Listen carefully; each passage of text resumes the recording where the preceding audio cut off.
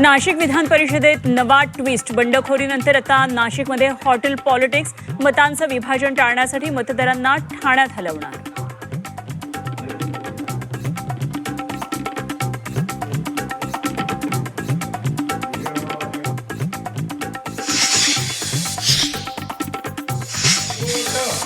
लातूरमध्ये शिवसेना युबीटी गटाच्या बैठकीत गोंधळ. एकनाथ शिंदेंचे नाव घेताच ठाकरे गटाचे कार्यकर्ते आक्रमक. दानवेंच्या मध्यस्थीनं वाद निवळला.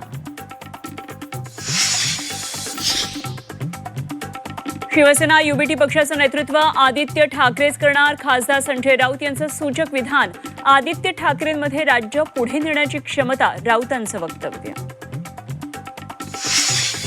शेतकरी कर्जमाफीत कुठलीही त्रुटी नाही, मग आंदोलन कशासाठी? रोहित पवारांच्या आंदोलनावर राम शिंदेंची टीका.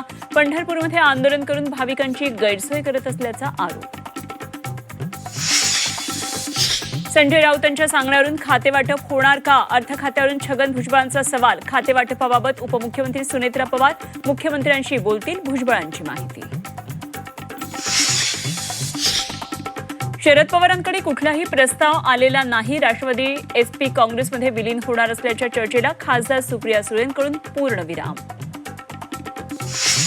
असंघटित क्षेत्रातील महिलांसाठी बीएमसीची नवी योजना. लाडकी बहीण धर्तीवर स्वाभिमान निधी योजना आणणार. महिलांना दरमहा आर्थिक मदतीचा प्रस्ताव.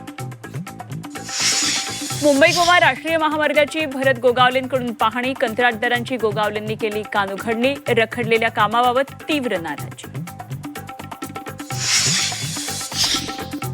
मोहाडी तालुक्यात वादळी वाऱ्यासह पावसाची दमदार हजेरी. पावसामुळे शेतीच्या कामांना वेग. उकाड्यापासून हैराण झालेल्या नागरिकांना मोठा दिलासा.